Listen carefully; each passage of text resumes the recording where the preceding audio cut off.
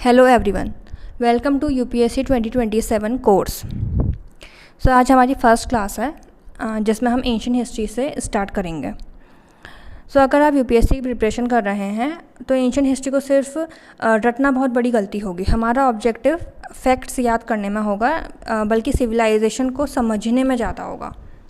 Facts तो याद करने ही करना है, बट उसमें उन फैक्ट्स के थ्रू हमें अंडरस्टैंडिंग डेवलप करने की नीड है। इस पूरे कोर्स में हम हर टॉपिक्स को इस तरीके से पढ़ेंगे कि प्रीलिम्स के फैक्चुअल क्वेश्चंस भी सॉल्व कर पाएँ और मेंस के एनालिटिकल आंसर भी हम लिख पाएँ। सो अगर मैं आपसे एक क्वेश्चन पूछूं कि अगर आज से 10,000 साल बाद कोई आर्कियोलॉजिस्ट आपके घर की एक्सकवेशन करे और उसे सिर्फ एक मोबाइल फ़ोन मिले, तो क्या वो उस मोबाइल फ़ोन के ज़रिए बता सकता है कि हमारी सोसाइटी किस तरीके की थी और हम किस तरीके के सोसाइटी में रहते थे? सो बिल्कुल हाँ, वो ऐसा कर पाएगा। उससे पता चल जाएगा कि हम टेक्नोलॉजिकली एडवांस्ड थे, कम्युनिकेशन करते थे, इलेक्ट्रिसिटी यूज़ करते थे और एक ऑर्गेनाइज्ड सोसाइटी में रहते थे। इस तरीके से जब आर्कियोलॉजिस्ट को स्टोन टूल्स, बोन्स, पॉटरी और ग्रेन्स मिलते हैं तो वो प्री हिस्टोरिक ह्यूमंस की पूरी लाइफ को रिकन्स्ट्रक्ट करते हैं। अब मोस्ट इम्पॉर्टेंट क्वेश्चन ये अराइज होता है कि उस टाइम पे तो राइटिंग्स अवेलेबल ही नहीं थी, तो हिस्ट्री कैसे लिखी गई और उस टाइम की हिस्ट्री को हम कैसे समझेंगे? सो यहीं से शुरुआत होती है एंशिएंट हिस्ट्री की। तो हिस्ट्री जो है वो स्टडी ऑफ ह्यूमन पास्ट है, लेकिन हिस्ट्री जो है सिर्फ किंग्स और बैटल्स की कहानी नहीं है। हिस्ट्री एक स्टोरी है ह्यूमन डेवलपमेंट की। सोचिए, एक टाइम था जब इंसान जंगल में रहता था और ना उसके पास कोई घर था, ना खेती करता था, ना कपड़े थे, ना विलेजेस थे, ना ही कोई किसी तरीके का पैसा था। और आज हम आर्टिफिशियल इंटेलिजेंस के बारे में बात कर रहे हैं। ये जर्नी कैसे हुई? इसी जर्नी को हम एंशिएंट हिस्ट्री में समझेंगे। आज के लेक्चर में हम ये समझेंगे कि हिस्ट्री है क्या, प्री हिस्टोरिक पीरियड क्या है, प्रोटो हिस्टोरिक पीरियड क्या है, और हिस्ट्री का इवोल्यूशन किस तरीके से हुआ, स्टोन एज में क्या हुआ था, पैलियोलिथिक पीरियड क्यों इम्पॉर्टेंट है, मेसोलिथिक पीरियड की क्या इंपॉर्टेंस है, क्यों नियोलिथिक जो पीरियड है उसको एज अ रिवोल्यूशन की तरह हिस्टोरियन ने कैटेगराइज किया है, चैल्कोलिथिक पीरियड में किस तरीके का डेवलपमेंट हमें देखने के लिए मिलता है। और लेक्चर के एंड तक आपको ये क्लियर हो जाएगा कि हड़प्पन सिविलाइजेशन अचानक से डेवलप नहीं हुई थी, उसके पीछे हज़ारों सालों का इवोल्यूशन था। So the first question arises that what is history? History है क्या? सो हिस्ट्री जो एक वर्ड है वो एक ग्रीक वर्ड हिस्टोरिया से ओरिजिनेट हुआ है, जिसका मतलब होता है इंक्वायरी या इन्वेस्टिगेशन करना नॉलेज की हेल्प से। यानी कि एंशिएंट हिस्ट्री में जो भी हमने नॉलेज गेन करी है उसके थ्रू उस टाइम पीरियड की इन्वेस्टिगेशन करना। सो हिस्ट्री जो है वो स्टडी है ह्यूमन पास्ट का, और इस ह्यूमन पास्ट को अच्छे तरीके से समझने के लिए हिस्टोरियन ने इसको तीन कैटेगरी में कैटेगराइज किया है। The first one is the prehistory, so the second one is the protohistory and the third one is the history. So हमने जो इंट्रोडक्टरी लेक्चर था हमने उसमें भी देखा था कि प्री हिस्टोरी में क्या होता है और प्रोटो हिस्टोरी और ये जो हिस्टोरिकल जो पीरियड है इन तीनों में किस तरीके से क्या डिफरेंस है हमने वो देखा था। सो अगर प्री हिस्टोरी की अगर बात करी जाए तो इस टाइम पे राइटिंग्स जो थी वो अवेलेबल नहीं थी, और वहीं प्रोटो हिस्ट्री की अगर बात करी जाए तो उस टाइम पे जो स्क्रिप्ट थी वो अवेलेबल थी, राइटिंग करते थे उस टाइम के लोग, बट वो राइटिंग जो थी वो डेसिफर आज तक नहीं करी गई है, उसको हम रीड नहीं कर पाए हैं। वहीं जो हिस्टोरिकल पीरियड था उस टाइम पे राइटिंग भी थी और साथ ही हम उन राइटिंग्स को रीड भी कर पाए, उनको अंडरस्टैंड कर पाए और उस टाइम का जो सोसाइटी थी उसके बारे में हम नॉलेज गेन कर पाए। सो अगर मोस्ट इम्पॉर्टेंट एग्जाम्पल्स की अगर बात करी जाए तो प्री हिस्टोरी के अंदर पे आता है stone age.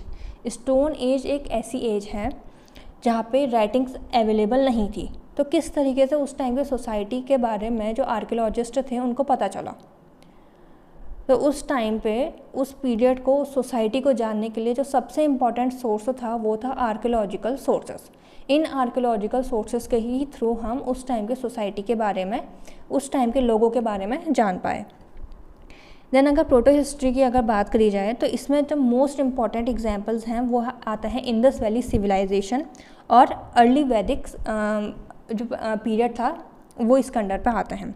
Indus valley civilisation क्यों आता है? क्योंकि उस टाइम पे जो राइटिंग्स थी वो तो थी, बट हम उस राइटिंग को पढ़ नहीं पाए, उसको हम रीड नहीं कर पाए। वहीं अगर हम अर्ली वैदिक पीरियड्स की अगर बात करें तो उस टाइम पर रिटन रिकॉर्ड्स जो थे वो कम अवेलेबल थे। उस टाइम पे जो है श्रुति का यूज़ ज़्यादा किया जाता था, सुन करके ज्ञान जो है, नॉलेज जो है डिस्ट्रीब्यूट किया जाता था। देन अगर हिस्ट्री की बात करी जाए तो हिस्ट्री में रिटन रिकॉर्ड्स भी हैं, जैसे कि उसमें और अदर एविडेंसेस की अगर बात करी जाए तो लिटरेचर्स हमें देखने के लिए मिल रहे हैं, इंस्क्रिप्शंस देखने के लिए मिल रहे हैं, कॉइन्स देखने के लिए मिल रहे हैं, और आर्कियोलॉजिकल जो सोर्सेज हैं वो तो देखने के लिए मिल रहे हैं। तो इस तरीके से हम इन डिफरेंट पीरियड्स के बारे में हम जान सकते हैं। सो अगर इंडियन प्री हिस्ट्री की अगर बात करी जाए सो इसके फादर जो थे वो थे रॉबर्ट ब्रूस फूट।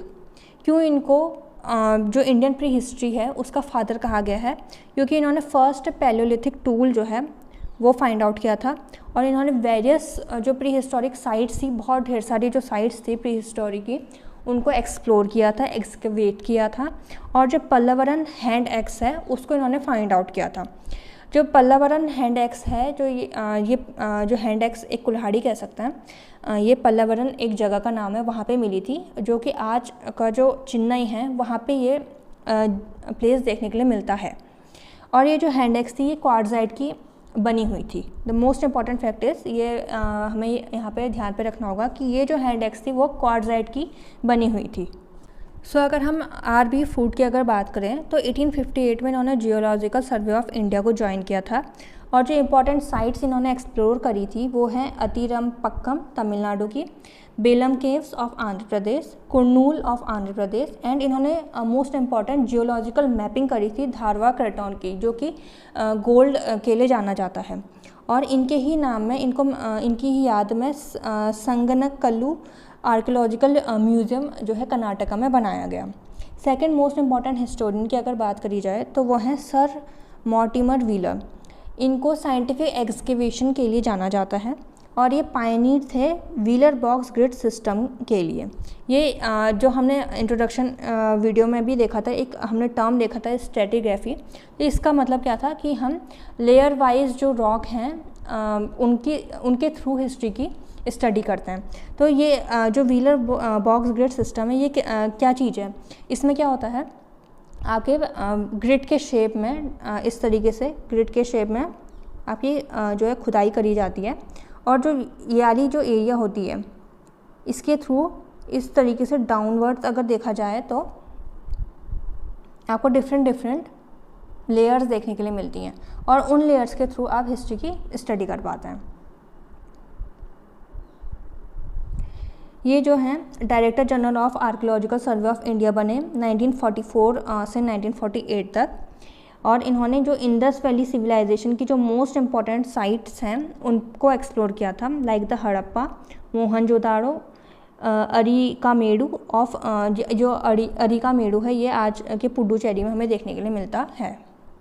सो हमने ये दो इम्पॉर्टेंट प्री हिस्टोरिक हिस्टोरियंस की या आर्कियोलॉजिस्ट जो हैं उनकी बात करी। नेक्स्ट हम बात कर लेते हैं इंडियन स्टोन एज की। क्या है ये इंडियन स्टोन एज?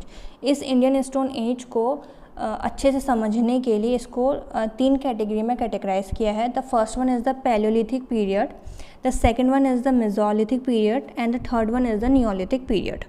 सो अगर पैलियोलिथिक पीरियड की अगर बात करी जाए तो ये 5 लाख से शुरुआत इसकी होती है अप टू द 10,000 BCE।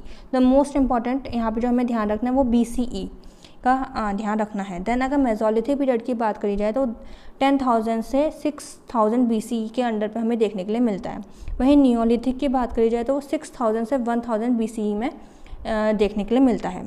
तो जो पैलियोलिथिक है उसको हम ओल्ड स्टोन एज भी कहते हैं।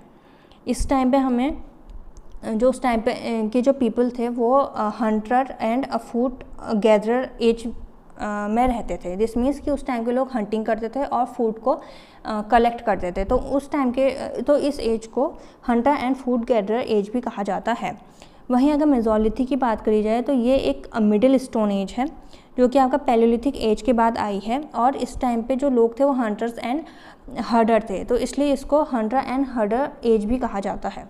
वहीं नियोलिथिक पीरियड की अगर बात करी जाए तो ये एक न्यू स्टोन एज है, और इसको फूड प्रोड्यूसिंग एज भी कहा जाता है। फूड प्रोड्यूसिंग एज क्यों कहा जाता है? क्योंकि इस टाइम पे लोगों ने फूड को प्रोड्यूस करना सीख लिया था। देन अगर बात करी जाए पैलियोलिथिक पीरियड की, तो इसके 3 फेजेस हैं। The first one is the early palaeolithic age, जिसको हम लोअर पैलियोलिथिक एज भी कहते हैं। Then is your middle palaeolithic age, and then the last one is the later palaeolithic age, जिसको हम अपर पैलियोलिथिक एज भी कहते हैं। सो एक एक करके अब हम इन एजेस के बारे में आगे इनके फीचर्स देख लेते हैं। सो अगर पैलियोलिथिक एज की बात करी जाए और इसके फीचर्स की अगर बात करी जाए, इसके फीचर्स की अगर बात करी जाए, तो इस टाइम पे जो पीपल थे वो एक नोमैडिक लाइफ जीते थे। नोमैडिक लाइफ कैसी होती है कि लोग जो है झुंड में रहा करते हैं और अलग अलग प्लेसेस में टाइम टू टाइम जो है वो ट्रैवल करते हैं अपनी लाइवलीहुड को सस्टेन करने के लिए। केव में रहा करते थे उस टाइम के लोग, रॉक शेल्टर का यूज़ करते थे, और ऑक्यूपेशन की अगर बात करी जाए तो उस टाइम के लोग हंटिंग करते थे और गैदरिंग करते थे। ठीक है, हंट करते थे एनिमल्स को और देन उसको कलेक्ट करते थे, उसको एज अ फूड कंज्यूम करने के लिए। देन अगर बात करी जाए इसके नेक्स्ट फीचर की, तो उस टाइम पे जो एग्रीकल्चर थी इसकी नॉलेज हमें नहीं थी। ठीक है, दिस के is resembling here the knowledge की टर्म। सो जो एग्रीकल्चर हो गया, पॉटरी हो गया, हाउस बिल्डिंग हो गया, मेटल्स हो गया, इन सब चीज़ों की नॉलेज उस टाइम पे नहीं थी। तो मोस्ट इम्पॉर्टेंट, उस टाइम पे इन सब चीज़ों की नॉलेज नहीं थी। ठीक है,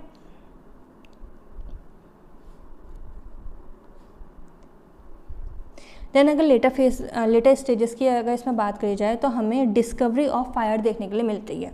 सो अगर क्वेश्चन अगर एग्जाम में पूछा जाए कि हमें फायर की डिस्कवरी कौन से पीरियड में देखने के लिए मिली, तो फर्स्ट वन इज़ दी, हमें जो देखने के लिए मिलती है वो पैलियोलिथिक एज में हमें डिस्कवरी ऑफ फायर देखने के लिए मिलती है। तो डिफरेंट टाइप्स ऑफ टूल्स का उस टाइम पे यूज़ होता था। इन टूल्स का यूज़ क्यों करते थे, तो स्पेशली जो मेन ऑक्यूपेशन था उस टाइम पे लोगों का वो हंटिंग का था, तो इन टूल्स के थ्रू हंट किया जाता था। लाइक उस टाइम पे कौन कौन से टूल्स यूज़ किए जाते थे, like the hand axe use किया जाता था, चॉपर यूज़ किया जाता था, क्लीवर यूज़ किया जाता था और ब्लेड यूज़ किया जाता था, बुरिन और स्क्रैपर्स यूज़ किए जाते थे। और ये सब जो टूल्स थे ये क्वार्टजाइट के मेजरली बने हुए होते थे, तो इसीलिए उस टाइम के जो लोग थे उनको क्वार्टजाइट मैन भी कहा जाता था। तो मोस्ट इम्पॉर्टेंट, क्वार्टजाइट मैन किस टाइम के लोगों को कहा जाता था, तो जो पैलियोलिथिक एज के लोग थे उस टाइम के लोगों को क्वार्टजाइट मैन कहा जाता था। उस टाइम की ज्योग्राफी की अगर बात करी जाए, दिस मीन्स कि किस एरिया में वो लोग रहते थे, अपनी डेली लाइफ को किस तरीके से जो है स्पेंड करते थे, किन प्लेसेस में उन्होंने ये चीज़ किया है। तो अगर उन प्लेसेस की बात करी जाए तो ये सभी जगह देखने के लिए मिले। जो पैलियोलिथिक एज के जो ह्यूमन थे वो सभी जगह देखने के लिए मिलते हैं। बस जो एक्सेप्शन है वो ये है कि जो इंदस गंगा एलुवियल प्लेन है वहाँ पे हमें ये नहीं देखने के लिए मिलते हैं। सो मोस्ट इम्पॉर्टेंट, यूपीएससी जो है हमेशा जो है एक्सेप्शन जो है उनमें बहुत ज़्यादा फोकस करती है। तो हमें ये ध्यान रखना है कि जो ये ह्यूमन थे पैलियोलिथिक एज के वो सब जगह देखने के लिए मिलते हैं, और ये मेजरली इंडियन सब कॉन्टिनेंट की बात हो रही है। ठीक है, बस एक इंदस गंगा एलुवियल जो प्लेन है वहाँ पे हमें ये देखने के लिए नहीं मिला है। क्यों नहीं देखने के लिए मिले हैं वहाँ पे हमें, हम ये भी नहीं कह सकते हैं कि वहाँ पे एक्चुअल में ये है कि हमें इनके रहने की एविडेंसेस वहाँ पे नहीं मिला है।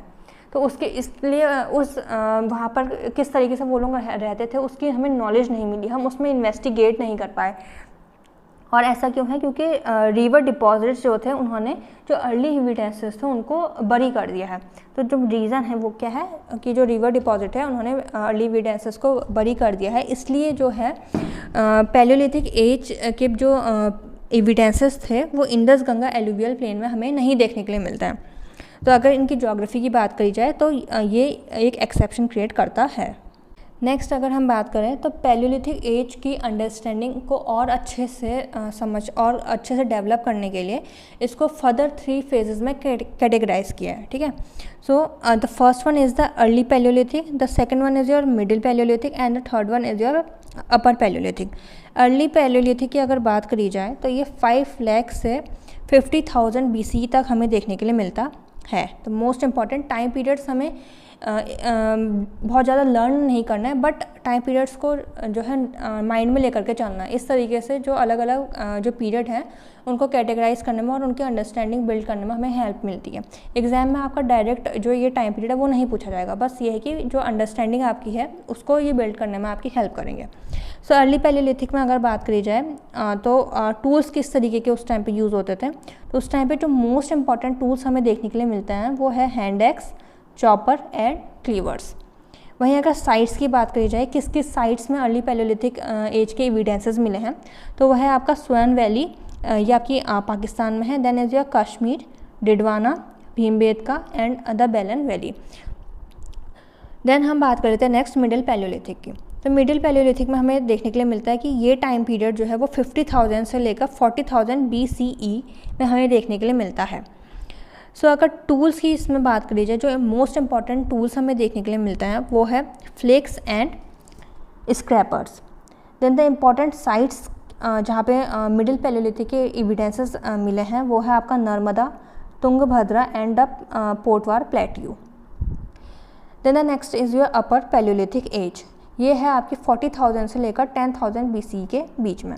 देन अगर इसमें इसके फीचर्स की अगर बात करी जाए तो मोस्ट इंपॉर्टेंट फीचर्स ये है कि इस टाइम पे होमो सैपियंस हमें देखने के लिए मिला है। और ये होमो सैपियंस जो हैं ये देखने के लिए मिला first thing. And the second most important feature है वो है इस टाइम पे हमें बोन टूल्स देखने के लिए मिले हैं। तो अगर पूछा जाए कि बोन टूल्स हमें कब देखने के लिए मिलते हैं, तो वो हमें अपर पैलियोलिथिक एज में देखने के लिए मिलते हैं। और इस टाइम पे जो क्लाइमेट था वो थोड़ा थोड़ा गर्म होने लग गया था। टूल्स की अगर बात करी जाए तो यहाँ पे हमें ब्लेड्स देखने के लिए मिलते हैं, बोन टूल्स जैसा कि अभी हमने देखा ये मिलते हैं, और बोरिन्स देखने के लिए मिलते हैं। साइट्स की अगर बात करी जाए तो इम्पॉर्टेंट साइट्स जो हैं अपर पैलियोलिथिक एज की वो है आपका आंध्र प्रदेश, कर्नाटका एंड द महाराष्ट्र। सो अगर बात करी जाए इन 3 फेजेज़ में, तो मोस्ट इम्पॉर्टेंट हम देखते हैं कि अलग अलग फेजेज़ में अलग अलग तरीके के टूल्स देखने के लिए मिलते हैं। तो इन टूल्स में किस तरीके के डिफरेंसेस थे, अगर हम इन डिफरेंसेस की बात करी जाए तो ये टूल्स का भी इवोल्यूशन हुआ है। किस तरीके से हुआ है, पहले जो है बहुत बड़े बड़े टूल्स यूज़ किए जाते थे, बड़े बड़े स्टोन यूज़ किए जाते थे और वो रफ़ होते थे।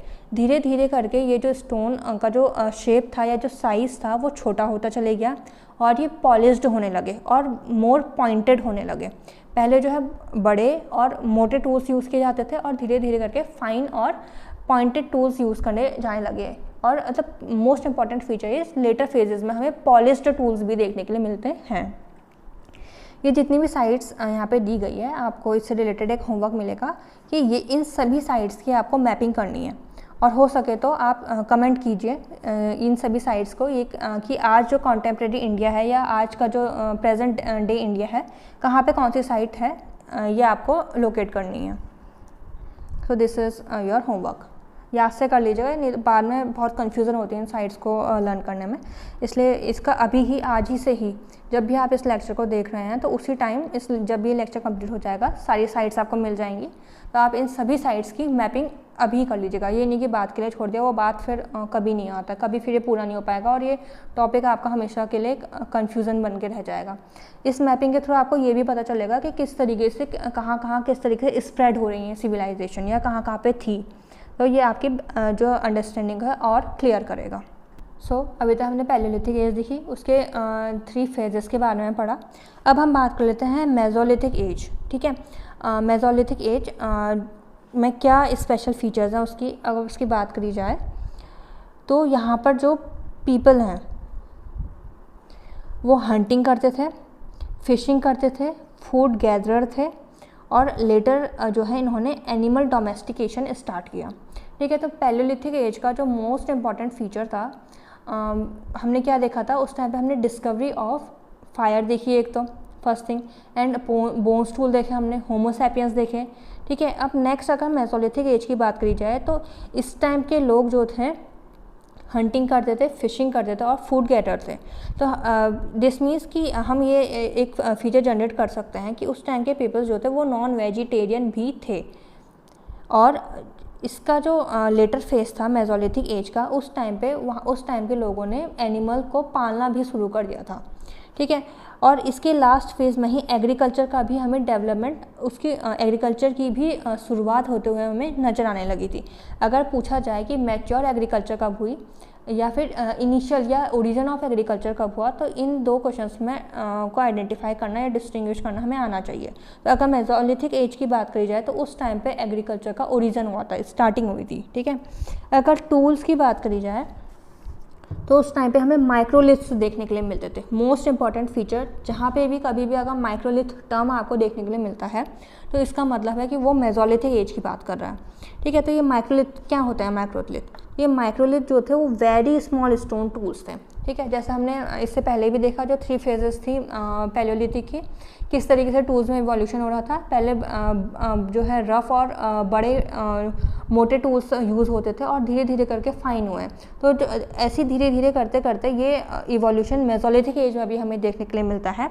और इस टाइम के जो टूल्स थे वो बहुत ज़्यादा स्मॉल स्टोन टूल्स यूज़ किए जाते थे, जिनको हम माइक्रोलिथ्स कहते थे। किस मटेरियल के बने होते थे? तो ये चर्ट और चैल्सेडोनी, सिलिका, इन सब चीज़ों के बने होते थे। और इन टूल्स का यूज़ क्या होता था, किस में यूज़ किया जाता था? तो spear heads, arrow heads and sickle.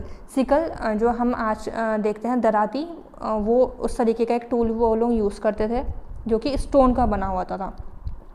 Arrow heads, ठीक है, तीर होती हैं जो हमने देखे हैं, उनके जो आगे का जो हिस्सा होता है ट्रायंगल शेप का, इस तरीके से ये एरो हेड जो हैं वो बने होते थे आपके स्टोन के। Then the next one is the spear head. Spear head मतलब जो भाला होता है उसको कहा जाता है स्पेयर हेड। देन नेक्स्ट अगर बात करी जाए रॉक पेंटिंग की, तो अगर मोस्ट इंपॉर्टेंट क्वेश्चन यहाँ पे दूसरा फिर से एक अराइज होता है कि हमें पेंटिंग्स कब से देखने के लिए मिल रही हैं। तो ये बात अपने माइंड में रखिए कि पेंटिंग्स की शुरुआत या जो फर्स्ट एविडेंस जो पेंटिंग का है वो हमें मेसोलिथिक एज का देखने के लिए मिलता है। तो रॉक पेंटिंग की अगर बात करी जाए तो वो इस टाइम पे स्टार्ट हुई थी। और जो मोस्ट इंपॉर्टेंट साइट है वो भीमबेटका है। भीमबेटका एक ऐसी साइट है जो फर्स्ट ऑफ ऑल आपका यूनेस्को में के अंडर पे हमें देखने के लिए मिलती है, यूनेस्को वर्ल्ड हेरिटेज साइट के अंडर पे। और भीमबेटका एक ऐसी साइट है जहाँ पे हमें हर फेजेस या फिर हर पीरियड की पेंटिंग्स हमें देखने के लिए मिलती है। और ये जो पेंटिंग है ये ओवरलैप्ड है, मतलब मान लीजिए अगर पैलियोलिथिक की जो अलग अलग मेसोलिथिक से ये पेंटिंग शुरुआत हुई है, तो सबसे पहले हमें मेसोलिथिक की लेयर दिख जाएगी। फिर इसके बाद जब पेंटिंग करी है ह्यूमन ने, तो वो इन्हीं पेंटिंग्स के ऊपर पे हमें देखने के लिए मिलती हैं, ठीक है। देन थीम्स की अगर बात करी जाए तो उस टाइम के लोग इन पेंटिंग्स में किस तरीके की चीज़ें ड्रॉ करते थे, तो वो हंटिंग सीन्स को दिखाते थे, एनिमल्स को डिपिक्ट करते थे, ठीक है। डेली लाइफ जो थी उस टाइम की उसको डिपिक्ट करते थे। कहीं पे दिखाते थे कि जो है एनिमल्स जो है वो ह्यूमन को चेस कर रहा है, तो वो ये रिजेंबल करता था कि that animal are attacking on the human. And कहीं पे दिखाते थे कि ह्यूमन जो है वो एनिमल को चेस कर रहा है। दिस मीन्स कि ह्यूमन जो है वो एनिमल हंटिंग कर रहा है, क्योंकि और ये हंटिंग क्यों कर रहा है? अपनी लाइवलीहुड को सस्टेन करने के लिए। तो ये इस तरीके से वो अपने डेली लाइफ को प्रिडिक्ट करते थे। स्नेक पेंटिंग जो है वो हमें नहीं देखने के लिए मिलती है। तो मोस्ट इंपॉर्टेंट क्या नहीं देखने के लिए मिल रहा है उसमें हमें ज़्यादा फोकस करने की ज़रूरत है, क्योंकि यूपीएससी आपको इन्हीं टर्म्स में, इन्हीं एक्सेप्शन जो केसेस होते हैं उन्हीं में कंफ्यूज करती है। तो स्नेक की पेंटिंग हमें वहाँ पे नहीं देखने के लिए मिली है, ठीक है, इसको याद रखिएगा। देन अगर पॉटरी की अगर बात करी जाए तो पॉटरी उस टाइम पर एब्सेंट थी, ठीक है। पॉटरी हमें नहीं देखने के लिए मिलती है, बट एक्सेप्शन इसमें भी है कि पॉटरी जो है वो हमें लंगनाच और जो कैमूर जो प्लेसेस हैं या जो एरिया है वहाँ पे हमें देखने के लिए मिलती है। ये एक एक्सेप्शन हमें देखने के लिए मिल रहा है। जनरली तो पॉटरी वहाँ पे नहीं थी, वहाँ पे एब्सेंट थी। अगर हम कह सकते हैं कि ये मेजर फीचर नहीं था या कोई इंपॉर्टेंट फीचर नहीं था उस टाइम पीरियड का, बट एक्सेप्शन है कि लंगनाच और जो कैमूर है वहाँ पर हमें देखने के लिए मिली है। साइट्स की, कुछ इंपॉर्टेंट साइट्स की अगर बात कर ली जाए तो हमें देखने के लिए मिलती है बागौर। बागौर जो थी मेसोलिथिक एज की लार्जेस्ट साइट थी, ठीक है। फिर हमें देखने के लिए मिलती है आदमगढ़, भीमबेटका, मीरभानपुर, महादहा और सराय नाहर राय। ये कुछ इंपॉर्टेंट साइट्स हमें देखने के लिए मिलती हैं। देन हम नेक्स्ट बात कर लेते हैं नियोलिथिक एज की। सो जो नियोलिथिक एज है ये मोस्ट इम्पॉर्टेंट एज है, क्योंकि इस एज को एक हिस्टोरियन थे वी गॉर्डन चाइल्ड एज, इन्होंने इस एज को नियोलिथिक रिवॉल्यूशन की तरह इसे कैटेगराइज किया। क्यों इन्होंने नियोलिथिक एज को एक रिवॉल्यूशन कहा? इसका कारण ये है कि उस टाइम पे जो ह्यूमन थे, जो फूड गैदरिंग से पहले जो थे, इससे पहले की जो एजेस थे उस टाइम पे क्या करते थे ह्यूमन? हंट करते थे और फूड को गैदर करते थे। पर नियोलिथिक एज में आते आते जो ह्यूमन थे वो फूड प्रोडक्शन करने लगे थे, यानी फूड प्रोड्यूसर बन गए थे। और ऐसा क्यों हुआ? क्योंकि मेसोलिथिक के लेटर फेजेस में हमें एग्रीकल्चर की स्टार्टिंग देखने के लिए मिल गई थी।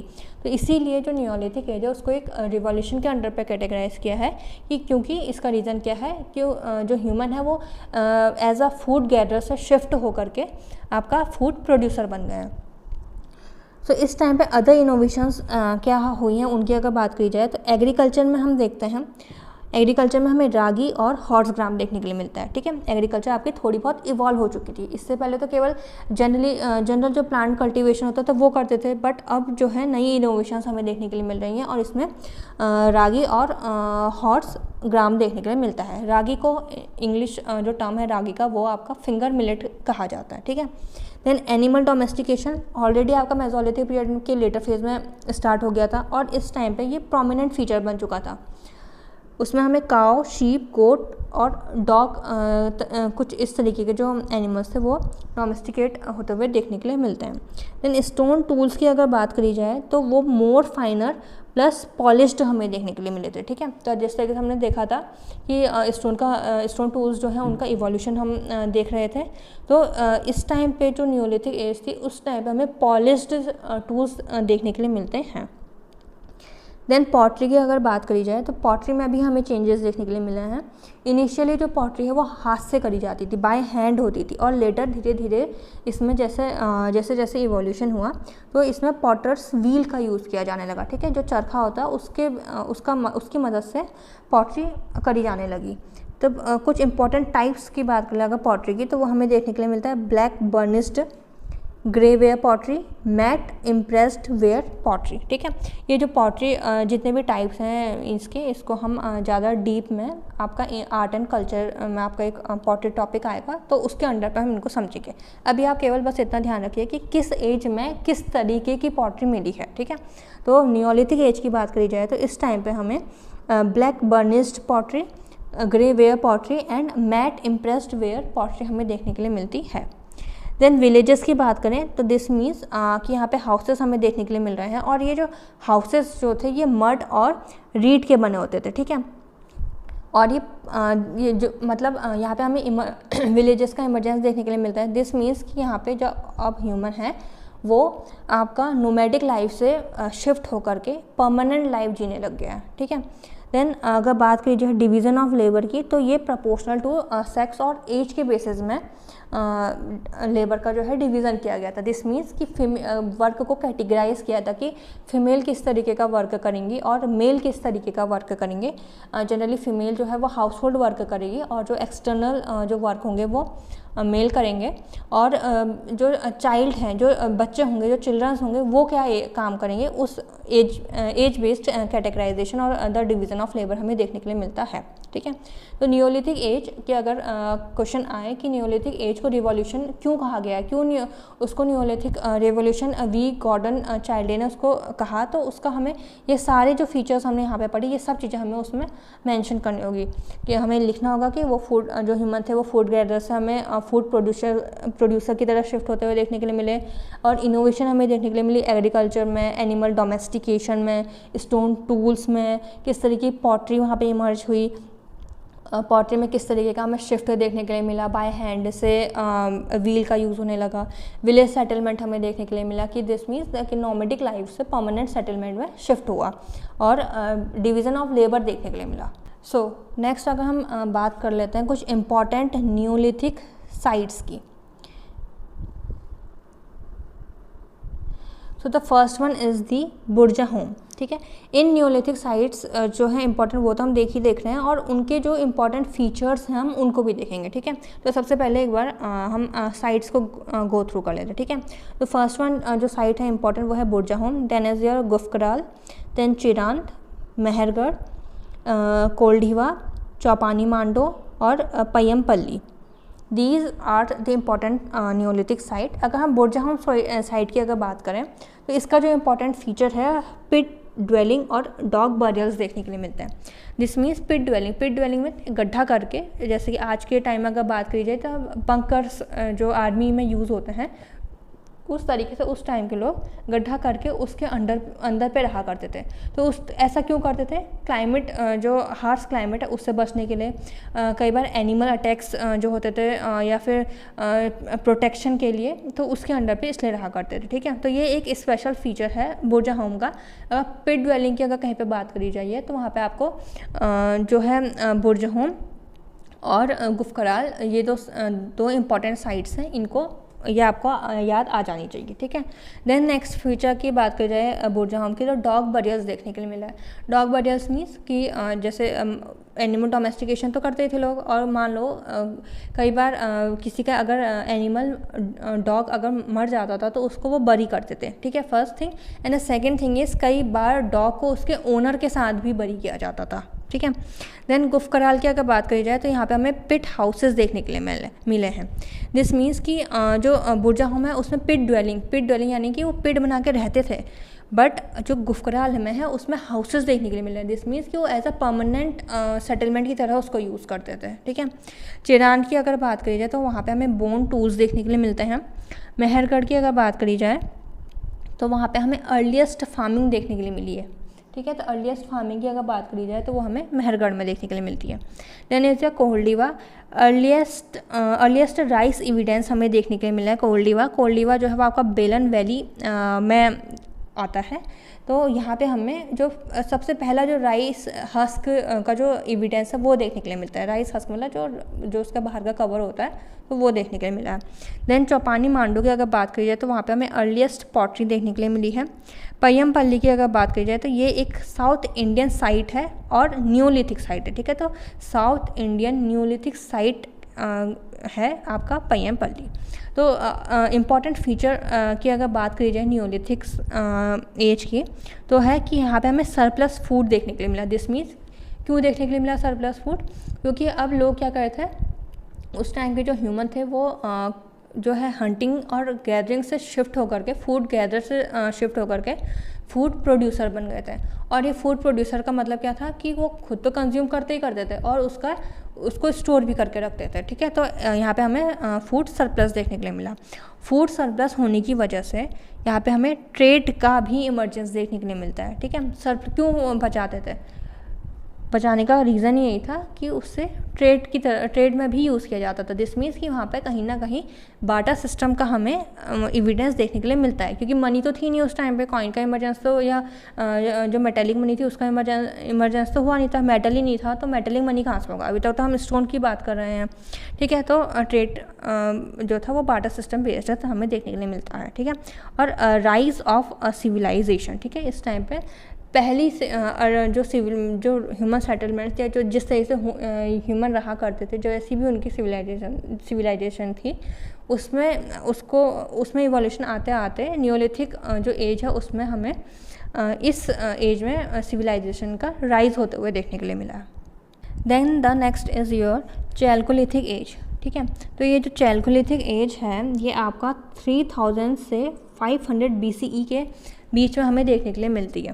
तो मोस्ट इम्पॉर्टेंट फीचर इसका ये है कि ये chalco means copper and lithic means stone age. ठीक है, this age is the amalgamation of the copper age well as the stone. तो इस एज से हमें ये पता चलता है कि जो फर्स्ट मेटल जो डिस्कवर हुआ था वो कॉपर था।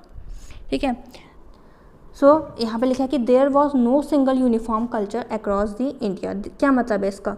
ठीक है, जो चैल्कोलिथिक एज थी वो ऑल ओवर द इंडियन सब कॉन्टिनेंट में फैली हुई थी, बट जो इसमें डिफरेंट कल्चर्स का हमें इमरजेंस देखने के लिए मिला। और ये जो कल्चर्स थी ये एक जैसी नहीं थी, हर जो अलग अलग कल्चर्स थे उनमें अलग अलग तरीके के वेरिएशंस हमें देखने के लिए मिले, अलग अलग तरीके के उनके फीचर्स देखने के लिए मिले हैं, अलग अलग तरीके के उनके ट्रेडिशन या किस तरीके से वो रहा करते थे वो देखने के लिए मिले हैं। ठीक है, तो इसीलिए there was in the chalcolithic age, इस टाइम पीरियड में हमें कोई भी एक सिंगल यूनिफॉर्म कल्चर देखने के लिए नहीं मिलता है। दिस मीन्स कि इस टाइम पे यहाँ पे हमें डिसेंट्रलाइजेशन देखने के लिए मिल रहा है। ठीक है, so different region means this is the sign of proportionality.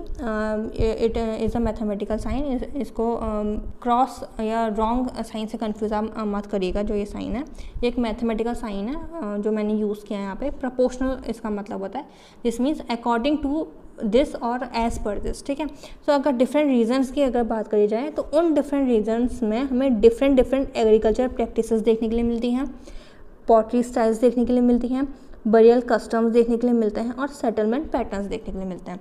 इन सभी फीचर्स में हमें किसी भी तरीके की uniformity amongst the different cultures नहीं देखने के लिए मिलती है. ठीक है. सो फर्स्ट इंपॉर्टेंट फीचर्स की अगर बात की जाए तो क्रॉप्स की अगर बात करें तो ईस्टर्न इंडिया में हमें राइस देखने के लिए मिलता है. ठीक है. और वेस्टर्न इंडिया में हमें बार्ले और वीट का इंपॉर्टेंस देखने के लिए मिलता है. और ये जो क्रॉप थी ये आपका local climate plus geographical based जो इन्फ्लुएंस हैं वो हमें क्रॉप्स में देखने के लिए मिलते हैं. Then the next is your burial practices. ये जो बरियल प्रैक्टिसेस हैं ये क्या रिजेंबल कर रही हैं?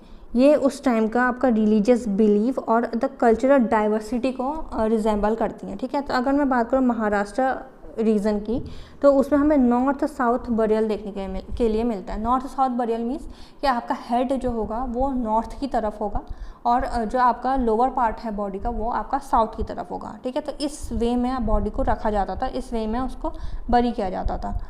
तो महाराष्ट्र में हमें नॉर्थ साउथ बरियल देखने के लिए मिलता है. वहीं अगर साउथ इंडिया की बात करी जाए तो वहाँ पे हमें ईस्ट वेस्ट बरियल देखने के लिए मिलता है. दिस मीन्स कि जो आपका हेड का जो पोर्शन है वो ईस्ट साइड में होगा और जो लोअर पार्ट होगा बॉडी का वो आपका वेस्ट साइड पे होगा. देन ईस्टर्न इंडिया में अगर बात करी जाए तो वहाँ पे हमें फ्रैक्शनल बरियल देखने के लिए मिलता है. फ्रैक्शनल बरियल मतलब वहाँ पे केवल आपका स्केलेटन को बरी किया जाता है. आप मान लीजिए अगर किसी ह्यूमन की अगर डेथ हो गई है या तो उसको जला दिया जाएगा या फिर उसको बर्ड्स या जो अदर एनिमल्स हैं उनके लिए लीव कर दिया जाता है और उसके बाद जो बोन्स का जो रिमेन होता है या स्केलेटन जो बचता है उसको बरी किया जाता है. तो this is the fractional burial. ठीक है. So next is your infant mortality. Infant mortality की अगर बात करी जाए तो ये बहुत ज़्यादा हाई थी उस टाइम पे. ये हमें कैसे पता चला कि उस टाइम पे जो इन्फेंट मोर्टिलिटी थी वो बहुत ज़्यादा हाई थी? तो हमें वेस्टर्न महाराष्ट्र में जो है चाइल्ड बरियल्स के एविडेंसेस देखने के लिए मिले. ठीक है. बहुत ढेर सारे जो है चाइल्ड्स जो है वो उनकी जो बॉडी है उनको बरी किया गया था. उसके एविडेंसेस के थ्रू हम बता सकते हैं कि उस टाइम पे जो इन्फेंट मोर्टिलिटी थी वो बहुत ज़्यादा थी. ठीक है. Then the next is your social inequality. ठीक है. सोशल इनइक्वालिटी के लिए हमें क्या एविडेंसेस मिला या कैसे पता चला हमें कि उस टाइम में सोसाइटी में इनइक्वालिटी एग्जिस्ट करती थी? तो मोस्ट इम्पॉर्टेंट उस टाइम पे जो चीफ थे उस सोसाइटी के उनके जो घर थे वो लार्ज रेक्टेंगुलर शेप के हुआ करते थे. ठीक है. लार्ज रेक्टेंगुलर शेप के उनके घर हुआ करते थे. और वहीं जो कॉमन पीपल था जो कॉमन लोग थे उनके स्मॉल सर्कुलर. ठीक है. स्मॉल सर्कुलर हाउसेस हमें देखने के लिए मिलता है. ठीक है. तो इस तरीके से पता चलता है कि डिफरेंट जो शेप थे हाउसेस के उनके थ्रू हमने ये उस हिस्टोरियन ने ये ड्रॉ किया है कि उस टाइम की सोसाइटी में इनइक्वालिटी एग्जिस्ट करती थी. सो जो नेक्स्ट चैल्कोलिथिक एज के जो फीचर्स अगर उनकी बात करी जाए तो फर्स्ट मेटल हमें यहाँ पे उसकी डिस्कवरी देखने के लिए मिलती है जिसका जो कि है कॉपर. और कॉपर प्लस स्टोन टूल्स जो थे वो कंटिन्यू देखने के लिए मिले. दिस मीन्स कि यहाँ पे जो टूल्स जो हैं वो कॉपर और स्टोन को मिला करके बनाए जाते थे. ठीक है. और जो कॉपर तो मोस्ट इंपॉर्टेंट फीचर है और जो इससे पहले हम जो टूल्स देखते थे स्टोन टूल्स तो वो भी आगे को स्टोन टूल्स भी हमें कंटिन्यूसली देखने के लिए मिलते हैं. देन मेन ऑक्यूपेशन की अगर बात करी जाए तो फार्मिंग करते थे उस टाइम के लोग और एनिमल हस्बेंड्री करते थे. दिस मीन्स कि एनिमल्स को वो पालते थे. ठीक है. और एज आ ऑक्यूपेशन उनका यूज़ करते थे. देन पॉटरी की अगर बात करी जाए तो black and red ware pottery हमें देखने के लिए मिलती है. पीपल्स की अगर बात करी जाए तो किस तरीके के पीपल्स थे, क्या किस तरीके की लाइफ थी उनकी? तो विलेज लाइफ थी उनकी. ठीक है. अर्बन लाइफ नहीं थी. मोस्ट इंपॉर्टेंट विलेज लाइफ थी उस टाइम पे. और मड हाउसेस हमें देखने के लिए मिलते हैं और किसी भी तरीके की राइटिंग हमें नहीं देखने के लिए मिली है. तो किस तरीके से हमने उस जब हमें राइटिंग ही देखने के लिए नहीं मिली है तो किस तरीके से हमने उस सोसाइटी के बारे में पता लगाया? तो हमने मोस्ट इंपॉर्टेंट आर्कियोलॉजिकल जो सोर्सेस हैं उनके थ्रू हमने इनका पता लगाया है. आर्कियोलॉजिकल सोर्सेज में क्या क्या निकला, लाइक द कॉपर टूल्स हमें देखने के लिए मिल रहे हैं, कॉपर स्टोन टूल्स देखने के लिए मिल रहे हैं, स्टोन टूल्स देखने के लिए मिल रहे हैं, बोन्स देखने के लिए मिल रहे हैं, डिफरेंट टाइप्स ऑफ बरियल्स देखने के लिए मिल रहे हैं। तो इनके थ्रू हमने उस टाइम पीरियड के पीपल्स की लिविंग जो स्टाइल थी उसके बारे में जाना। ठीक है, रिलीजन की अगर बात करी जाए तो हम ये नहीं कह सकते कि उस टाइम पे के जो लोग थे वो रिलीजियस बिलीव उनका नहीं था, रिलीजियस बिलीव था, इसीलिए तो हमें डिफरेंट टाइप्स के बरियल सिस्टम्स देखने के लिए मिलते हैं। तो इसीलिए अगर उनके रिलीजन की बात करी जाए तो वो मदर गॉडेस में बिलीव करते थे और जो है बुल वर्शिप करते थे। ठीक है, तो मदर गॉडेस और जो बुल है मोस्ट इम्पॉर्टेंट उनको प्रे करते थे। ठीक है, टेक्नोलॉजी की अगर बात करी जाए तो हमें copper smelting, bead making and spinning and weaving देखने के लिए मिलते हैं। ठीक है, तो spinning and weaving are related with your the cloth textile. ठीक है, और जो ये टेक्नोलॉजी थी ये लिमिटेड टेक्नोलॉजी थी। ठीक है, बहुत एडवांस्ड लेवल में उस टाइम पे टेक्नोलॉजी नहीं थी, लिमिटेड टेक्नोलॉजी का यूज़ होता था उस टाइम पे। सोसाइटी की अगर बात करी जाए तो सोशल डिफ्रेंशिएशन जो था उस टाइम पे उसकी शुरुआत हो चुकी थी। ठीक है, उस टाइम पे जो है सोशल डिफरेंसेस की जो है वो शुरुआत हो चुकी थी। दिस मीन्स वहाँ पे हमें डिसेंट्रलाइज्ड अथॉरिटी हमें देखने के लिए मिलती है। ठीक है, जैसे कि हमने देखा कि जो चैल्कोलिथिक एज है उसके अंडर पे जो डिफरेंट कल्चर्स थे उनमें किसी भी तरीके की यूनिफॉर्मिटी नहीं थी। तो इसका मतलब इससे ये चीज़ हम ड्राइव कर सकते हैं कि उस टाइम की जो सोसाइटी थी या उस टाइम की जो अथॉरिटी थी उस सोसाइटी की वो डिसेंट्रलाइज्ड नेचर की थी। ठीक है, और इसके बाद जो लार्ज किंगडम्स देखें जाते हैं उनका इमरजेंस हमें देखने के लिए मिलता है। और पर लेकिन इन लार्ज किंगडम्स के इमरजेंस से पहले ही हमें सोशल डिफरेंशिएशन देखने के लिए मिल रहा है।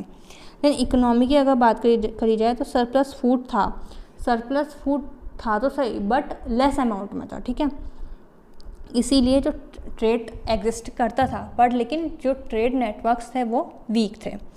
तो अगर जैसे हमने यहाँ पे रिलीजन में देखा, हमने बुल वर्शिप की बात करी है, और अगर इसका जो कंपैरिजन अगर यूपीएससी आपसे पूछती है कि कॉन्टेम्प्रेरी वर्ल्ड या जो प्रेजेंट डे वर्ल्ड है उससे किस तरीके से इसको कंपेयर किया जा सकता है या किस तरीके से ड्रॉ किया जा सकता है, तो आज की डेट में हम नंदी जो हैं शिव भगवान के जो वाहन हैं उनको हम प्रे करते हैं, तो उनसे इनका कंपैरिजन किया जा सकता है। तो इस तरीके से हमें कनेक्टिविटी ड्रॉ करनी है जो हमारी पास्ट ह्यूमन लाइफ थी और जो प्रेजेंट ह्यूमन लाइफ है या कि जो एंशिएंट हिस्ट्री है और जो प्रेजेंट हम जिसमें रह रहे हैं, इस तरीके से इसके बीच में हमें कनेक्टिविटी ड्रॉ करनी है। ठीक है, अब कुछ इंपॉर्टेंट चैल्कोलिथिक साइट्स की बात कर लेते हैं। ठीक है, इंपॉर्टेंट चैल्कोलिथिक साइट्स। सो अगर हम राजस्थान एरिया में अगर बात करें तो मोस्ट इम्पॉर्टेंट चैल्कोलिथिक जो साइट्स में के अंडर पे हमें देखने के लिए मिलता है Ahar culture and Gilund culture. Then हमें देखने के लिए मिलता है गानेश्वर एंड कालीबंगन साइट्स। तो अगर मैं आहार कल्चर की बात करूँ तो इसका जो मोस्ट इम्पॉर्टेंट फीचर्स हैं वो हैं copper smelting, metallurgy, stone houses, और ये आपका बानस वैली में लोकेटेड है। ठीक है, देन एज गिलुंड की अगर बात करी जाए तो उसमें हमें बर्न्ड ब्रिक्स देखने के लिए मिलती हैं, यानी कि पकी हुई जो ईंटें हैं वो हमें देखने के लिए मिल रही हैं, और इनका जो है ओकेजनल यूज़ हुआ है, ये रेगुलर या बहुत ज़्यादा अमाउंट में इनका यूज़ नहीं था, कहीं कहीं स्पेसिफिक या जो इम्पॉर्टेंट जो चीज़ें थी उसमें इनका यूज़ देखने के लिए मिला है। Then one of the largest Ahar Banas culture site. ठीक है, जो गिलुंद था वो आहार बानस कल्चर साइट की जो है लार्जेस्ट जो साइट है उसके अंडर पे कैटेगराइज को किया जाता है। तो जो अदर चैल्कोलिथिक साइट्स जो राजस्थान के अंडर पे हैं वो हमें घानेश्वर एंड कालीबंगन देखने के लिए मिलती हैं। देन हम नेक्स्ट बात कर लेते हैं महाराष्ट्र की। तो महाराष्ट्र में हमें निवासा देखने के लिए मिलता है, ये इम्पॉर्टेंट जॉर्वे कल्चर साइट है। ठीक है, जॉर्वे कल्चर मीन्स कि एक जॉर्वे कल्चर एग्जिस्ट करता था उस टाइम पे, उसके अंडर पे हमें निवासा साइट देखने के लिए मिल रही है। जो जॉर्वे है इसका जो ये इतना इम्पॉर्टेंट साइट थी कि इस साइट के ही थ्रू इस पूरे कल्चर को नेम किया गया। ठीक है, तो जॉर्वे कल्चर उसको नेम किया गया। Then is your Daimabad is the largest Jorwe culture site and bronze artefacts हमें यहाँ पे देखने के लिए मिलता है। देन इनाम गाँव की अगर बात करी जाए तो लार्जेस्ट मड हाउसेस हमें यहाँ पे देखने के लिए मिलते हैं, ओवेंस देखने के लिए मिलता है, और सर्कुलर पिट हाउसेस देखने के लिए मिलता है। देन सोनगम एंड नासिक की अगर बात करी जाए तो इम्पॉर्टेंट चैल्कोलिथिक सेटलमेंट्स हमें यहाँ पे देखने के लिए मिलते हैं। बिहार में बात करी जाए तो हमें चिरांद, और सेनवार और सोनपुर देखने के लिए मिलता है। वहीं वेस्ट बंगाल में हमें महिषादल एंड सिंध और पाक में हमें कोट दीजी एंड हरियाणा में हमें बनावली जो है इम्पॉर्टेंट जो चैल्कोलिथिक साइट्स हैं वो देखने के लिए मिलती हैं। कुछ साइट्स हमें मध्य प्रदेश में भी देखने के लिए मिल रही हैं,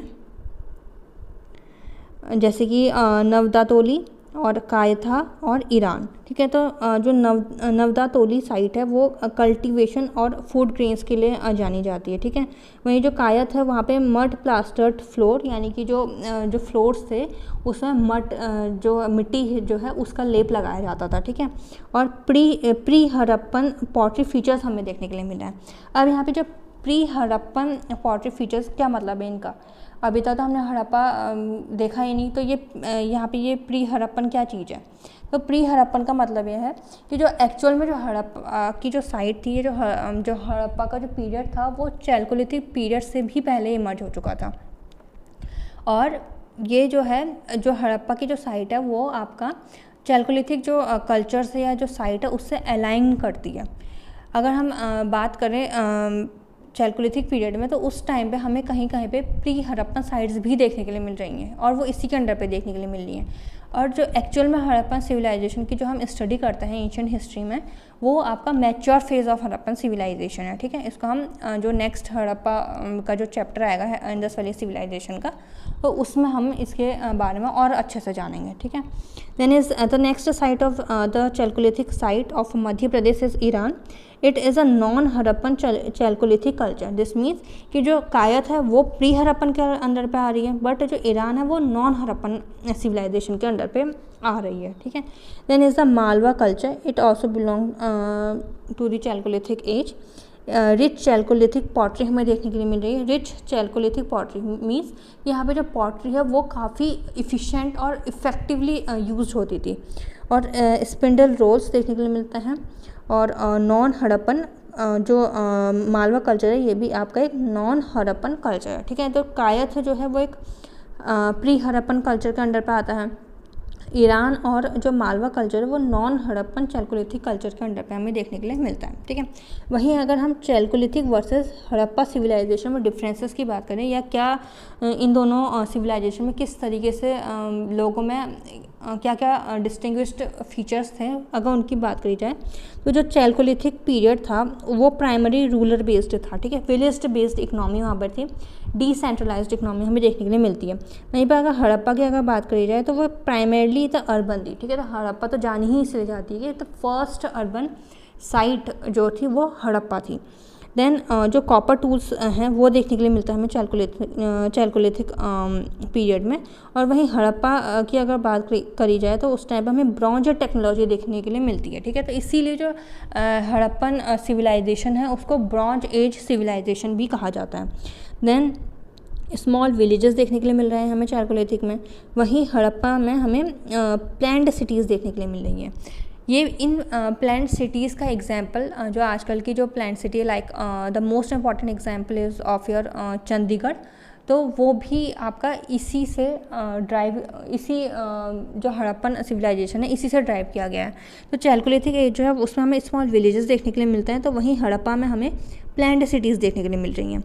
ठीक है, जो चैल्कोलिथिक थी वो रिवर्स और जो हिल्स थे उनके पास में हमें देखने के लिए मिलती है।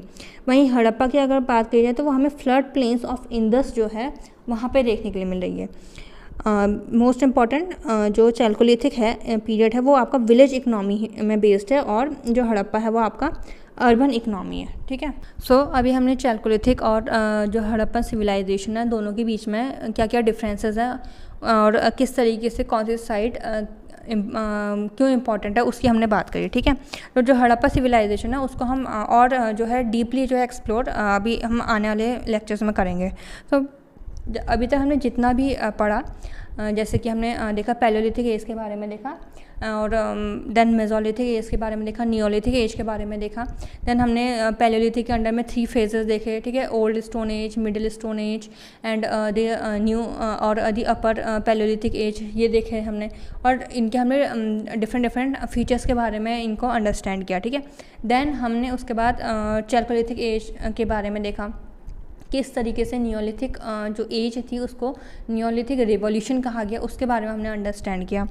अब हम यहाँ पे कुछ अगर मेंस के पर्सपेक्टिव से कुछ क्वेश्चंस को अगर हम देखें तो कह रहे हैं why did urbanisation not develop in chalcolithic India like Harappa. ठीक है, तो ये कह रहा है कि जो अर्बनाइजेशन है जिस तरीके से हड़प्पा में इमर्ज हुआ या हड़प्पा में डेवलप हुआ तो वो चैल्कोलिथिक में क्यों नहीं डेवलप हुआ। तो इसमें अगर बात करी जाए तो चैल्कोलिथिक के हम फीचर्स जो हैं उनको हम यहाँ पे एक्सप्लेन करेंगे, उनके बारे में हम मेंशन करेंगे। ठीक है, तो चैल्कोलिथिक पीरियड में देखा जाए तो हमें स्मॉल विलेजेस देखने के लिए मिले, लिमिटेड टेक्नोलॉजी देखने के लिए मिली, किसी भी तरीके की राइटिंग नहीं देखने के लिए मिली। तो इसलिए हम इसका और अच्छे से जो है इनको एक्सप्लोर नहीं कर पाए, क्योंकि हमारे पास इसमें लिमिटेड सोर्सेज थे, क्योंकि लिटरेरी सोर्स तो थे नहीं, केवल आर्कोलॉजिकल सोर्सेज थे। तो उसके बेसिस में ही हम जो है चैल्कोलिथिक जो पीरियड है उसको एक्सकवेट कर रहे थे। ठीक है, वीक ट्रेड नेटवर्क देखने के लिए मिले, जैसा कि हमने देखा था कि फूड जो था वो सरप्लस था बट इतना भी ज़्यादा नहीं था। ठीक है, और इसीलिए यहाँ पे जो ट्रेड नेटवर्क्स थे वो वीक थे। वहीं पे नो सेंट्रलाइज्ड अथॉरिटी थी, क्योंकि चैल्कोलिथिक एज के अंदर पे जो डिफरेंट कल्चर थे उनमें किसी भी तरीके की यूनिफॉर्मिटी नहीं थी, और इस यूनिफॉर्मिटी ना होने की वजह से हमें देखने के लिए मिलता है कि ये एक डिसेंट्रलाइज्ड अथॉरिटी यहाँ पे देखने के लिए मिल रही है। ठीक है, अपना अपना सबके रूल्स रेगुलेशन थे अपने अपने कल्चर के। ठीक है, तो कोई भी एक सेंट्रल अथॉरिटी नहीं थी जो कि जो इस पूरे चैल्कोलिथिक पीरियड में जो सारे के सारे कल्चर थे उनको एडमिनिस्टर कर रही थी, ऐसी कोई भी एक सिंगल अथॉरिटी नहीं थी। ठीक है, एग्रीकल्चर प्रोड्यूस लेस सरप्लस। ठीक है, तो एग्रीकल्चर यहाँ पे जो है जो बहुत कम सरप्लस प्रोवाइड कर रहा था। तो हम इन फीचर्स की बात करेंगे, इन फीचर्स से ही ड्राका जो है चैल्कोलिथिक जो है केवल एक विलेज बेस्ड इकनॉमी रह गई, वो एक अर्बन बेस्ड इकनॉमी नहीं बन पाई, क्योंकि यहाँ पे हमें बहुत ढेर सारे लिमिटेशंस देखने के लिए मिल रही हैं। वहीं अगर हड़प्पा की अगर बात करें तो हड़प्पा में जो है प्लान्ड सिटीज़ हमें देखने के लिए मिले, जैसे कि हमने अभी डिफरेंसेस देखे थे, उसमें हमने डिफरेंट फीचर्स देखे थे हड़प्पा के, तो वो जो थी मोर प्लान्ड और एडवांस्ड टेक्नोलॉजी हमें वहाँ पे देखने के लिए मिली।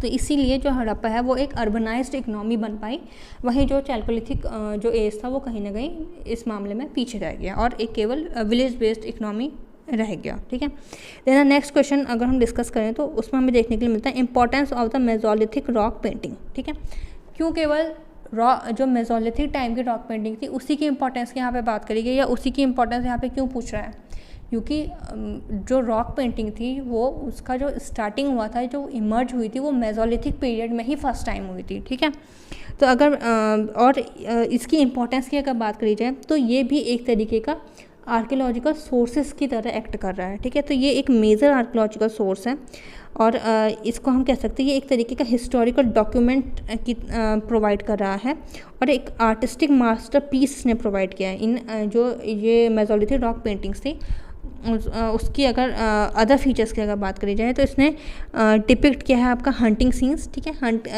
किस तरीके से एक ह्यूमन जो है एनिमल को चेस कर रहा है या किस तरीके से हंट कर रहा है, भाला फेंक के या एरो हेड्स का यूज़ करके किस तरीके से हंट कर रहा है, वो सीन्स दिखाए गए हैं।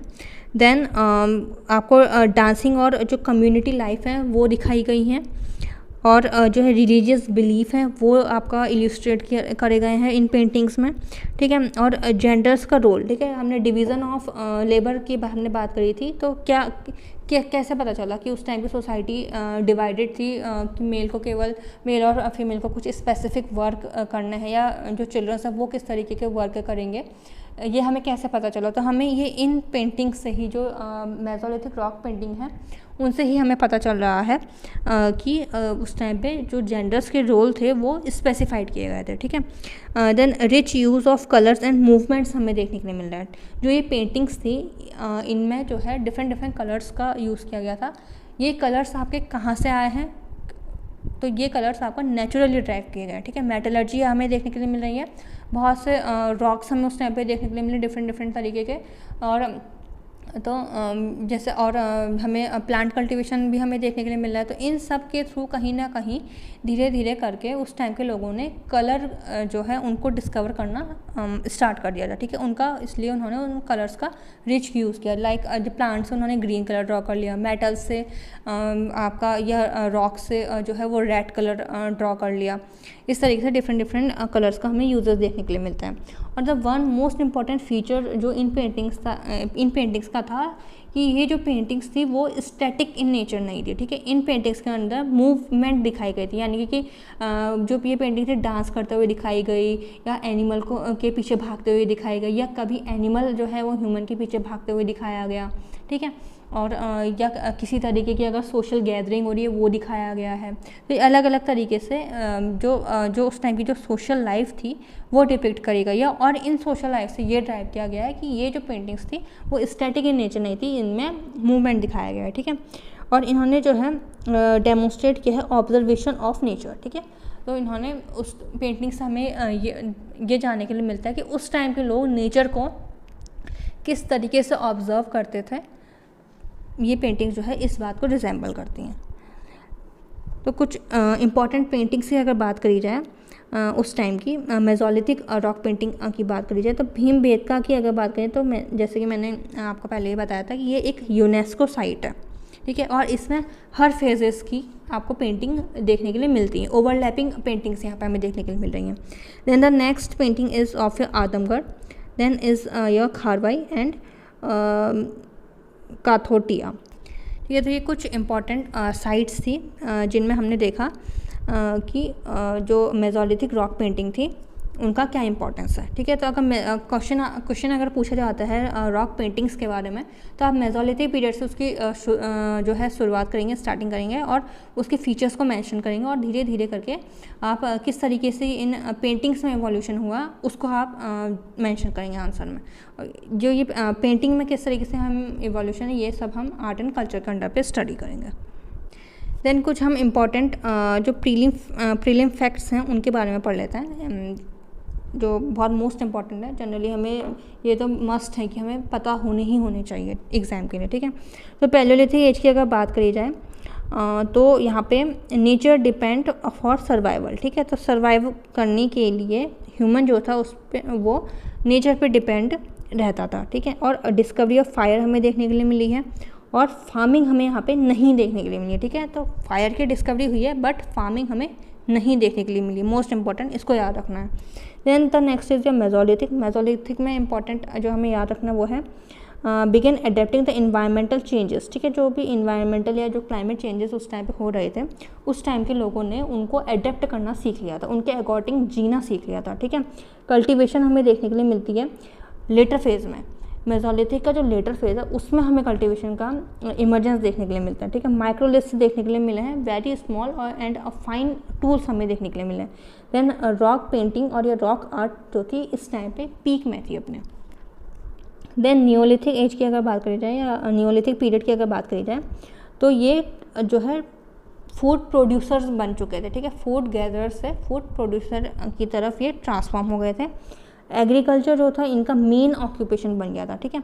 कल्टीवेशन और एग्रीकल्चर जो है वो आपका मेसोलिथिक के लेटर फेज़ में स्टार्ट हो गया था और धीरे धीरे करके इवॉल्व होते होते वो नियोलिथिक पीरियड के टाइम पे एक मेन ऑक्यूपेशन बन चुका था। यहाँ पे हमें पॉलिश्ड टूल्स देखने के लिए मिल रहे हैं और इन पॉलिश्ड टूल की यूज़ से क्रॉप्स जो हैं उनको हार्वेस्ट किया जाता था। देन कुछ इम्पॉर्टेंट क्रॉप्स की अगर बात करी जाए नियोलिथिक के टाइम पीरियड में तो वो हमें राइस देखने के लिए मिलता है, वीट देखने के लिए मिल रहा है, बार्ले देखने के लिए मिल रहा है, हॉर्स ग्राम और रागी देखने के लिए मिल रहा है, ठीक है। राइस जो है वो आपका कोल्डिवा और महागढ़ा जो साइट्स हैं वहाँ पे हमें देखने के लिए मिलती हैं नियोलिथिक टाइम पीरियड में। देन अगर हम चैल्कोलिथिक टाइम पीरियड की बात करी जाए तो मोस्ट इंपॉर्टेंट यहाँ पे जो फर्स्ट मेटल है कॉपर वो डिस्कवर हुआ और उसी से हमें देखने के लिए मिलता है कि मेटलर्जी का डिस्कवरी हमें देखने के लिए मिलती है। देन यहाँ पे हमें सोशल डिफ्रेंशिएशन देखने के लिए मिल रहा है, ठीक है। जो चीफ लोग होते थे उनके लार्ज रेक्टेंगुलर हाउसेस थे और जो कॉमन पीपल्स थे उनके स्मॉल सर्कुलर हाउसेस हमें देखने के लिए मिलते हैं। ये एक विलेज बेस्ड इकनॉमी थी, ठीक है, क्योंकि डिसेंट्रलाइज्ड इकनॉमी थी और advanced agriculture plus surplus production हमें देखने के लिए मिला है आपका चैल्कोलिथिक एज में। यहाँ पे अगर हम चैल्कोलिथिक पीरियड में बात करें तो यहाँ पे हमें कंप्लीट एग्रीकल्चर में जितना इवोल्यूशन हो सकता था उस टाइम पीरियड के अकॉर्डिंग, तो वो पूरा कंप्लीट हो चुका था, ठीक है।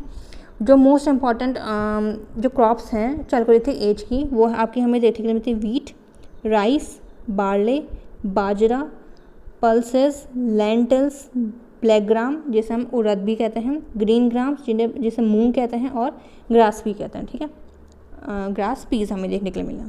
क्रॉप्स जो उस टाइम पे नहीं मिली, मोस्ट इम्पॉर्टेंट अगेन यूपीएससी जो है क्या चीज़ नहीं हुआ है या क्या चीज़ एक्सेप्शन है उसमें बहुत ज़्यादा उसका फोकस रहता है। तो क्रॉप्स जो नहीं मिली उसकी बात अगर करी जाए तो मेज़ यानी कि कॉर्न हमें नहीं देखने के लिए मिलता है, पोटैटो हमें नहीं मिला उस टाइम पे, टमाटोज़ नहीं मिले हमें उस टाइम पे, चिली नहीं मिले और टबैको नहीं मिले। ये सब जो हैं ये मॉडर्न टाइम पीरियड की क्रॉप हैं जो कि हमें उस टाइम पे देखने के लिए नहीं मिलती हैं। So this one is the last slide of this lecture, जिसमें हमने जो है प्री हिस्टोरिक के बारे में पूरा का पूरा हमने देखा क्या है, किस तरीके से अलग अलग उसमें अलग अलग पीरियड में इसको डिस्टिंग्विश किया गया है, अलग अलग फेजेस में किस तरीके से डिस्टिंग्विश किया है, किस तरीके से ह्यूमन की लाइफ में जो ह्यूमन सेटलमेंट था उसका जो डेली लाइफ थी किस तरीके से उसमें इवोल्यूशन हमने देखा। तो हमने यहाँ पे प्री हिस्ट्री से लेकर आपका चैल्कोलिथिक एज तक आपका कवर किया, ठीक है। तो नेक्स्ट क्लास में हम इंडस वैली सिविलाइजेशन में फोकस करेंगे और उसके बारे में पढ़ेंगे। तो आज यहीं पे इस क्लास को एंड करते हैं। Thank you.